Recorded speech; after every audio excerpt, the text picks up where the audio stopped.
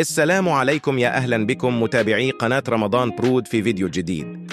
عندنا فترة كبيرة ما شفناش عدد كبير من المسلسلات الدرامية تنافس في السباق الرمضاني، ففي هذا الفيديو سنعرض لكم أفضل 3 مسلسلات درامية تونسية في رمضان 2024. باش نقدم لكم الأبطال وباش نشرح لكم المسلسل بالتفاصيل، والمسلسلات هذه باش تكون الأقوى في العالم العربي السنة.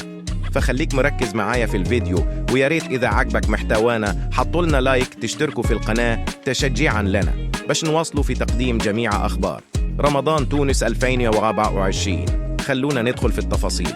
بسم الله، توكلنا على الله. أذن مغرب مدفع رب، بسم الله فطروا يا سيدي رمضان.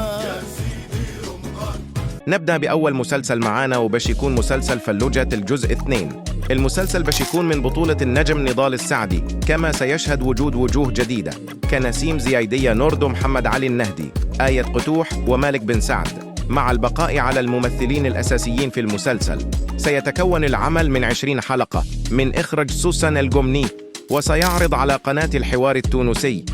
يسلط المسلسل الضوء حول معاناة الشباب التونسي في المعاهد مع طرح قضايا اجتماعية. باش نتكلموا توا على ثاني مسلسل معانا في قائمتنا، وإلي باش يكون مسلسل باب الرزق.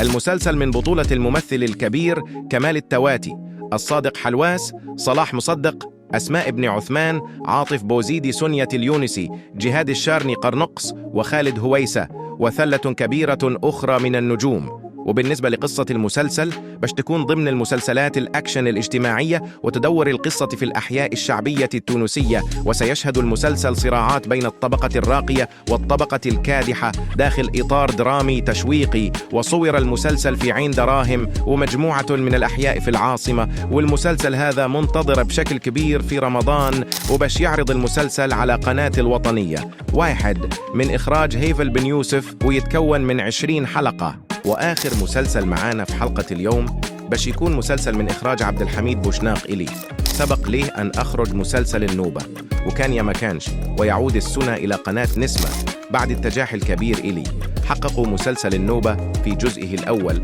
وباش يكون من بطولة الثلة المتميزة عزيز الجبالي، ياسمين دماسي، هالة عياد، بلال سلاطنية، وفاطمة صفر، ومجموعة كبيرة أخرى من الممثلين. وهكا نكون عرفناكم بأقوى المسلسلات الرمضانية المنتظرة في تونس والعالم العربي.